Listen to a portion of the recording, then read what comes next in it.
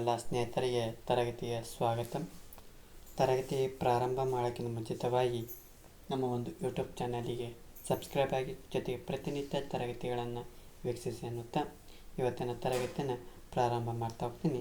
ಇವತ್ತಿನ ತರಗತಿ ಹಸಿರು ಕ್ರಾಂತಿಯ ಬಗ್ಗೆ ಈ ಒಂದು ತರಗತಿಯೊಳಗೆ ಚರ್ಚೆಯನ್ನು ಮಾಡ್ತಾವೆ.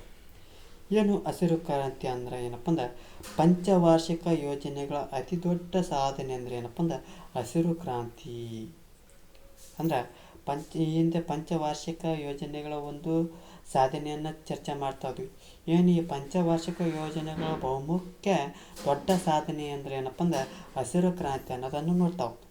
ಏನು ಕ್ರಾಂತಿ ಅಂದರೆ ಏನಪ್ಪ ಅಂದ್ರೆ ಶೀಘ್ರ ಬದಲಾವಣೆ ಅಥವಾ ಪ್ರಗತಿ ಅಂತಂದು ಕೇಳ್ತಾವೆ. ಕ್ರಾಂತಿ ಅಂದರೆ ಏನು? ಶೀಘ್ರ ಬದಲಾವಣೆ ಅಥವಾ ಪ್ರಗತಿ ಅಂತಂದು ಕರಿತಾವೆ. ಏನು 1967ರಿಂದ 70ರ ಒಂದು ಅವಧಿಯಲ್ಲಿ ಭಾರತದ ಆಹಾರ ಧಾನ್ಯಗಳ ಉತ್ಪಾದನೆಯಲ್ಲಿ ಆದಂಥ ಈ ಶೀಘ್ರ ಪ್ರಗತಿಯನ್ನು ಹಸಿರು ಕ್ರಾಂತಿ ಅಂತಂದು ಕರಿತಾವೆ. ಯಾವಾಗ 1967ರಿಂದ 70ರ ಒಂದು ಕಾಲಾವಧಿಯಲ್ಲಿ ಭಾರತದ ಒಂದು ಆಹಾರ ಧಾನ್ಯಗಳ ಉತ್ಪಾದನೆಯಲ್ಲಿ ಆದಂಥ ಶೀಘ್ರ ಬದಲಾವಣೆಯನ್ನು ಎಂತ ಕರಿತಾವಪ್ಪ ಅಂದ್ರೆ ಹಸಿರು ಕ್ರಾಂತಿ ಅಂತಂದು ಕರಿತಾವೆ. ಏನು 1967ರಲ್ಲಿ 74 ದಶಲಕ್ಷ ಟನ್ನುಗಳಷ್ಟು ಆಹಾರ ಧಾನ್ಯಗಳ ಉತ್ಪಾದನೆಯು 1970ರ ವೇಳೆಗೆ 108 ದಶಲಕ್ಷ ಟನ್ನುಗಳಿಗೆ ಹೆಚ್ಚಾಯಿತು. ಅಂದ್ರೆ ಕೇವಲ 3 ವರ್ಷಗಳ ಅವಧಿಯಲ್ಲಿ ಆಹಾರ ಧಾನ್ಯಗಳ ಉತ್ಪಾದನೆಯ ಅಗಾಧ ಪ್ರಮಾಣದಲ್ಲಿ ಹೆಚ್ಚಳವಾಗ್ತದೆ. ಇದು ಹಸಿರು ಬೆಳೆಗಳಾದಂಥ ಪ್ರಗತಿ ಆದುದರಿಂದ ಇದಕ್ಕೇನಂತ ಕರಿತಾವಪ್ಪ ಅಂದ್ರೆ ಹಸಿರು ಕ್ರಾಂತಿ ಅಂತಂದು ಕರಿತಾ ಹೋಗ್ತೀವಿ. ಏನು 1967ರಿಂದ 70ರ ಒಂದು ಕಾಲಾವಧಿಯಲ್ಲಿ ಆ ಭಾರತದಲ್ಲಿ ಆಹಾರ ಧಾನ್ಯಗಳ ಉತ್ಪಾದನೆಯಲ್ಲಿ ಏನಾಗ್ತೈತಿ, ಒಂದು ಶೀಘ್ರ ಬದಲಾವಣೆ ಆಗ್ತೈತಿ. ಯಾಕಪ್ಪ ಅಂದ್ರೆ 1967ರಲ್ಲಿ 74 ದಶಲಕ್ಷ ಟನ್ನುಗಳಷ್ಟು ಏನುತ್ತಾ ಆಹಾರ ಧಾನ್ಯಗಳ ಉತ್ಪಾದನೆ ಆಗ್ತಿತ್ತು. ಯಾವಾಗ ಒಂದು 1970ರಲ್ಲಿ 108 ಟನ್ನುಗಳಷ್ಟು ಏನಾಗ್ತೈತಿ, ದಶಲಕ್ಷ ಟನ್ನುಗಳು ಹೆಚ್ಚಳ ಆಗ್ತೈತಿ. ಏನಾಗ್ತೈತಿ, ಈ ಒಂದು ಇಷ್ಟರ ಮಟ್ಟಿಗೆ ಕೇವಲ 3 ವರ್ಷಗಳ ಅವಧಿಯಲ್ಲಿ ಆಹಾರ ಉತ್ಪಾದನೆಯಲ್ಲಿ ಹೆಚ್ಚಳ ಆಗೋದನ್ನು ಕಾಣ್ತಾಗ್ತೀವಿ. ಇದು ಹಸಿರು ಬೆಳೆಗಳಲ್ಲಾದಂಥ ಬದಲಾವಣೆ ಆಗಿರೋದ್ರಿಂದ ಇದನ್ನೇಂತ ಕರಿತಪ್ಪ ಅಂದ್ರೆ ಹಸಿರು ಕ್ರಾಂತಿ ಅಂತಂದು ಕರಿತಾವೆ.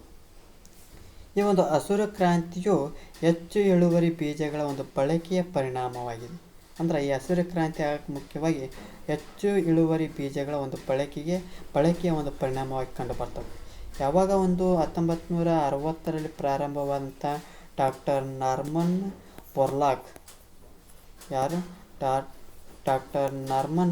ಬೋರ್ಲಾಗ್ ಎಂಬ ಜರ್ಮನ್ ಕೃಷಿ ವಿಜ್ಞಾನಿ ಏನು ಮಾಡ್ತಾ ಹೋಗ್ತಾನೆ, ಮೆಕ್ಸಿಕೋ ದೇಶದಲ್ಲಿ ನಡೆಸಿದ ಒಂದು ಪ್ರಯೋಗದ ಫಲವಾಗಿ ಗೋಧಿಯಲ್ಲಿ ಹೆಚ್ಚು ಇಳುವರಿ ಬೀಜಗಳ ಒಂದು ಸಂಶೋಧನೆಯನ್ನು ಮಾಡ್ತಾವೆ. ಯಾರು? ಈ 1960ರಲ್ಲಿ ಪ್ರಾರಂಭವಾದಂಥ ಡಾಕ್ಟರ್ ನಾರ್ಮನ್ ಬೋರ್ಲಾಗ್ ಅವರು ಜರ್ಮನ್ ಕೃಷಿ ವಿಜ್ಞಾನಿ. ಏನು ಮಾಡ್ತಾನಪ್ಪ ಅಂದ್ರೆ ಮೆಕ್ಸಿಕೋ ದೇಶದಲ್ಲಿ ನಡೆಸಿದಂಥ ಆ ಪ್ರಯೋಗದ ಫಲವಾಗಿ ಆ ಗೋಧಿಯಲ್ಲಿ ಏನು ಮಾಡ್ತಾ ಹೋಗ್ತಾನೆ, ಹೆಚ್ಚು ಇಳುವರಿ ಬೀಜಗಳ ಒಂದು ಸಂಶೋಧನೆಯನ್ನು ಮಾಡ್ತಾ ಹೋಗ್ತಾನೆ. ಈ ಒಂದು ಬೀಜಗಳನ್ನು ಏನು ಮಾಡ್ತಾ ಹೋಗ್ತಾನೆ, ಆ ಮೆಕ್ಸಿಕೋ ಮತ್ತು ತೈವಾನ್ ದೇಶಗಳ ಗೋಧಿ ಉತ್ಪಾದನೆಯಲ್ಲಿ ಅತಿ ಹೆಚ್ಚಿನ ಪ್ರಗತಿಯನ್ನು ಕಾಣ್ತಾ ಹೋಗ್ತೈತಿ. ಎಲ್ಲಿ? ಮೆಕ್ಸಿಕೋ ಮತ್ತು ತೈವಾನ್ ದೇಶಗಳಲ್ಲಿ ಗೋಧಿಯ ಉತ್ಪಾದನೆಯಲ್ಲಿ ಅತಿ ಹೆಚ್ಚಿನ ಪ್ರಗತಿಯನ್ನು ಕಾಣ್ತಾ ಹೋಗ್ತೀವಿ. ಯಾರಿಂದ? ನಾರ್ಮನ್ ಬೋರ್ಲಾಗ್ರವರಿಂದ. ಒಬ್ಬರು ಯಾರು? ಜರ್ಮನ್ ಕೃಷಿ ವಿಜ್ಞಾನಿ ಆಗಿರ್ತಾನೆ. ಅದೇ ರೀತಿ 1965-60ರ ಒಂದು ಅವಧಿಯೊಳಗೆ ಭಾರತದಲ್ಲಿ ಸಂಭವಿಸಿದ ಭೀಕರ ಬರಗಾಲದ ಒಂದು ಪರಿಣಾಮವಾಗಿ ಈ ಕೃಷಿ ಉತ್ಪಾದನೆ ಏನಾಗ್ತೈತಿ, ಅತ್ಯಂತ ಕಡಿಮೆ ಆಗ್ತಾ ಹೋಗ್ತೈತಿ. ಯಾವಾಗ? 1965 ಮತ್ತು 66ರೊಳಗೆ ನಮ್ಮ ದೇಶದಲ್ಲಿ ಭೀಕರ ಬರಗಾಲ ಆಗ್ತೈತಿ. ಈ ಭೀಕರ ಬರಗಾಲ ಆದಾಗ ಆ ಒಂದು ಕೃಷಿ ಉತ್ಪಾದನೆ ಏನಾಗ್ತೈತಿ, ಕಡಿಮೆ ಆಗ್ತೈತಿ. ಅಂದ್ರೆ ಆಹಾರ ಧಾನ್ಯಗಳ ಕೊರತೆ ಅಗಾಧವಾಗಿ ಹೆಚ್ಚಿಗೆ ಆಗ್ತೈತಿ. ಈ ಒಂದು ಸಮಸ್ಯೆ ಪರಿಹಾರವೆಂಬಂತೆ ಸರ್ಕಾರ ಏನು ಮಾಡ್ತಾ ಹೋಗ್ತೈತಿ, 1966ರಲ್ಲಿ ಗೋಧಿಯ ಹೆಚ್ಚು ಇಳುವರಿ ಬೀಜಗಳನ್ನು ಪಂಜಾಬ್, ಹರಿಯಾಣ, ದೆಹಲಿ, ರಾಜಸ್ಥಾನ್, ಉತ್ತರ ಪ್ರದೇಶದ ಆಯ್ದ ಜಿಲ್ಲೆಗಳಲ್ಲಿ ಬಳಕೆಗೆ ಏನು ಮಾಡ್ತಾ ಹೋಗ್ತಾರೆ, ತರ್ತಾ ಹೋಗ್ತಾರೆ. ಯಾವುದನ್ನು? ಗೋಧಿಯನ್ನು. ಯಾವಾಗ? 1960ರ. ಹೆಚ್ಚು ಇಳುವರಿ ಬೀಜಗಳ ಒಂದು ಬಳಕೆಯ ನಿಗದಿತ ಪೋಷಕಾಂಶಗಳು, ನಿಯಮಿತವಾದಂಥ ನೀರು, ರೋಗಗಳಿಂದ ರಕ್ಷಣೆಯನ್ನು ಅಪೇಕ್ಷೆಯನ್ನು ಪಡಿಸ್ತಾ ಹೋಗ್ತಾರೆ.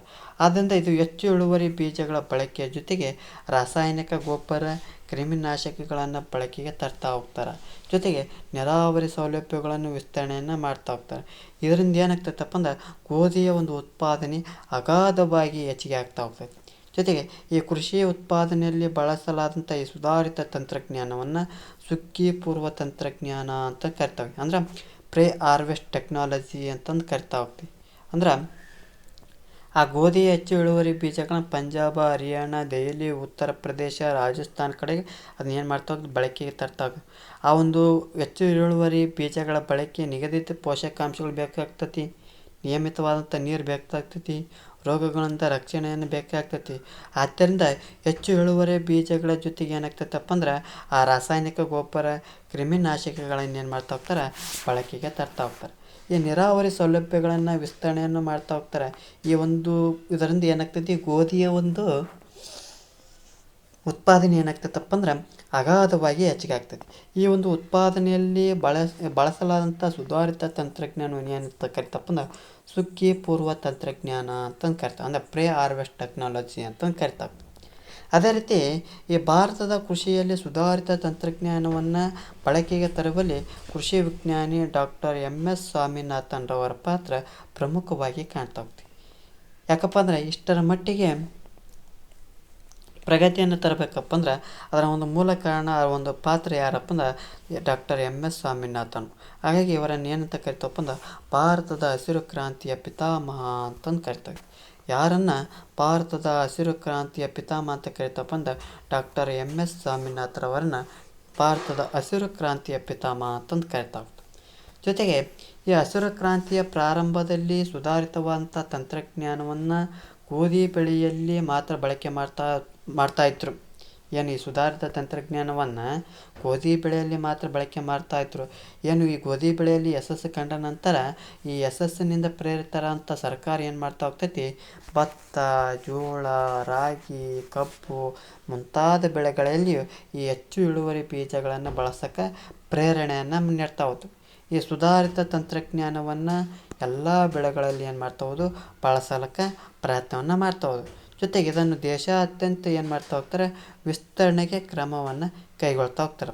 ಇದರಿಂದ ಕೃಷಿ ಉತ್ಪಾದನೆಯಲ್ಲಿ ಅಗಾಧವಾದ ಪ್ರಗತಿ ಏನಾಗ್ತೈತಿ ಕಂಡು ಬರ್ತಾ ಹೋಗ್ತೈತಿ. ಜೊತೆಗೆ ಈ 80ರ ಒಂದು ದಶಕದ ವೇಳೆಗೆ ಭಾರತವು ಆಹಾರ ಧಾನ್ಯಗಳ ಒಂದು ಉತ್ಪಾದನೆಯಲ್ಲಿ ಸ್ವಾವಲಂಬನೆಯನ್ನು ಸಾಧಿಸ್ತಾ ಹೋಗ್ತೈತಿ. ಯಾವಾಗ 80ರ ಒಂದು ದಶಕದ ವೇಳೆಗೆ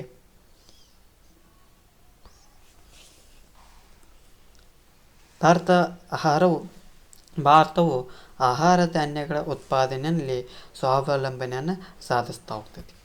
ಜೊತೆಗೆ ಹಸಿರು ಕ್ರಾಂತಿಯ ಲಾಭ ಕೇವಲ ದೊಡ್ಡ ಮತ್ತು ಶ್ರೀಮಂತ ರೈತರಿಗೆ ಮಾತ್ರ ತಲುಪಿದೆ. ಏನು ಹಸಿರು ಕ್ರಾಂತಿ ಏನು ಇಲ್ಲಿವರೆಗೆ ಚರ್ಚೆ ಮಾಡಿದಲ್ಲ, ಈ ಒಂದು ಹಸಿರು ಕ್ರಾಂತಿಯ ಲಾಭ ಕೇವಲ ದೊಡ್ಡ ಮತ್ತು ಶ್ರೀಮಂತ ರೈತರಿಗೆ ಮಾತ್ರ ತಲುಪಿದೆ. ಯಾಕಪ್ಪ ಅಂದ್ರೆ ಬಡ ರೈತರಿಗೆ ಇದರ ಲಾಭ ತಲುಪಿಲ್ಲ ಎಂಬ ಕೂಗು ಎಲ್ಲೆಡೆ ಕೇಳೋಕೆ ಆರಂಭ ಆಗ್ತೈತಿ. ಯಾಕಪ್ಪ ಅಂದ್ರೆ ಸುಧಾರಿತ ಬೀಜ, ರಾಸಾಯನಿಕ ಗೊಬ್ಬರ, ಕ್ರಿಮಿನಾಶಕಗಳು ಮುಂತಾದವುಗಳನ್ನು ಕೊಳ್ಳುವಂಥ ಶಕ್ತಿ ಈ ಬಡ ರೈತರಿಗೆ ಇರಲಿಲ್ಲ. ಯಾಕಪ್ಪ ಅಂದ್ರೆ ಸುಧಾರಿತ ಬೀಜ ತಗೋಬೇಕು, ರಾಸಾಯನಿಕ ಗೊಬ್ಬರ ತಗೋಬೇಕು, ಕ್ರಿಮಿನಾಶಕಗಳನ್ನು ತರಬೇಕು, ಇವುಗಳನ್ನು ಕೊಳ್ಳುವಂಥ ಶಕ್ತಿ ಈ ಬಡ ರೈತರಿಗೆ ಇರಲಿಲ್ಲ. ಹಾಗಾಗಿ ತಾರತಮ್ಯವನ್ನು ಹೋಗಲಾಡಿಸುವುದು ಅವಶ್ಯಕವಾಗಿ ಕಂಡು ಬರ್ತಾ ಹೋಗ್ತವೆ. ಆಗ ಸರ್ಕಾರ ಏನು ಮಾಡ್ತೈತಿ, ಈ ಸಣ್ಣ ಮತ್ತು ಬಡ ರೈತರಿಗೆ ಸುಧಾರಿತ ತಂತ್ರಜ್ಞಾನದ ಲಾಭ ದೊರೆಯುವಂತೆ ಮಾಡಲು ಸಹಾಯಧನವನ್ನು ವ್ಯವಸ್ಥೆಯನ್ನು ಮಾಡ್ತಾ ಹೋಗ್ತೈತಿ. ಸರ್ಕಾರ ಏನು ಮಾಡ್ತಾ ಹೋಗ್ತೈತಿ, ಈ ಸುಧಾರಿತ ತಂತ್ರಜ್ಞಾನದ ಲಾಭ ಪಡ್ಕೊಳ್ರಿ ಅಂತ ಅಂದ್ಕೊಂಡು ಯಾವ ಒಂದು ವ್ಯವಸ್ಥೆಯನ್ನು ಜಾರಿಗೊಳಿಸ್ತದಪ್ಪ ಅಂದ್ರೆ ಸಹಾಯಧನ ವ್ಯವಸ್ಥೆಯನ್ನು ಮಾಡ್ತಾ ಹೋಗ್ತೈತಿ. ಸರ್ಕಾರವು ಹೆಚ್ಚಿನ ಸಹಾಯಧನದೊಂದಿಗೆ ಬೀಜ, ಗೊಬ್ಬರ, ಕ್ರಿಮಿನಾಶಕ, ಯಂತ್ರೋಪಕರಣಗಳನ್ನು ಮುಂತಾದವುಗಳನ್ನು ಏನು ಮಾಡ್ತಾ ಹೋಗ್ತೈತಿ, ಅತ್ಯಂತ ಕಡಿಮೆ ಬೆಲೆಯಲ್ಲಿ ವಿತರಣೆಯನ್ನು ಮಾಡೋಕ್ಕೆ ಮುಂದಾಗ್ತೈತಿ. ಅಲ್ಲದೆ ರೈತರಿಗೂ ಬ್ಯಾಂಕುಗಳು ಮತ್ತು ಸಹಕಾರಿ ಸಂಘಗಳ ಮೂಲಕ ಕಡಿಮೆ ಬಡ್ಡಿ ದರದಲ್ಲಿ ಸಾಲ ಒದಗಿಸಲು ಏನು ಮಾಡ್ತಾ ಹೋಗ್ತದೆ, ಮುಂದಾಗ್ತಾ ಹೋಗ್ತದೆ. ಇದರಿಂದ ಸುಧಾರಿತ ಕೃಷಿ ವಿಧಾನಗಳನ್ನು ಎಲ್ಲ ವರ್ಗದ ರೈತರು ಬಳಸೋಕೆ ಏನು ಮಾಡ್ತಾ ಹೋಗ್ತಾರೆ, ಸಾಧ್ಯ ಆಗ್ತೈತಿ. ಇದರಿಂದ ಏನಾಗ್ತೈತಿ, ಕೃಷಿಯ ಒಂದು ಉತ್ಪಾದನೆ ಹೆಚ್ಚಾಗುತ್ತಾ ಹೋಗ್ತೈತಿ. ಇದಿಷ್ಟೇನಪ್ಪ ಅಂದ್ರೆ ಹಸಿರು ಕ್ರಾಂತಿಯ ಒಂದು ಪ್ರಾರಂಭಿಕದ ಒಂದು ಮಾಹಿತಿ ಆಗ್ತಾ ಹೋಗ್ತೈತಿ. ಈ ಒಂದು ತರಗತಿ ಇಷ್ಟ ಆಗಿತ್ತಪ್ಪ ಅಂದ್ರೆ ನಮ್ಮ ಒಂದು ಯೂಟ್ಯೂಬ್ ಚಾನಲಿಗೆ ಸಬ್ಸ್ಕ್ರೈಬ್ ಆಗಿ, ಜೊತೆಗೆ ಈ ಒಂದು ತರಗತಿ ಇಷ್ಟ ಆಗಿತ್ತಪ್ಪ ಅಂದ್ರೆ ಒಂದು ಲೈಕ್ ಮಾಡಿ, ಎಲ್ಲದಿದ್ದರೆ ಡಿಸ್ಲೈಕ್ ಮಾಡಿ. ಏನಾದರೂ ದೋಷಗಳು ಮತ್ತು ನಿಮ್ಮ ಒಂದು ಅಭಿಪ್ರಾಯವನ್ನು ಕಮೆಂಟ್ ಬಾಕ್ಸ್ನ ಮೂಲಕ ತಿಳಿಸಿ ಅನ್ನುತ್ತಾ ಈ ಒಂದು ತರಗತಿಯನ್ನು ಮುಗಿಸ್ತಾ ಇದ್ದೀನಿ. ಎಲ್ಲರಿಗೂ ಧನ್ಯವಾದಗಳು.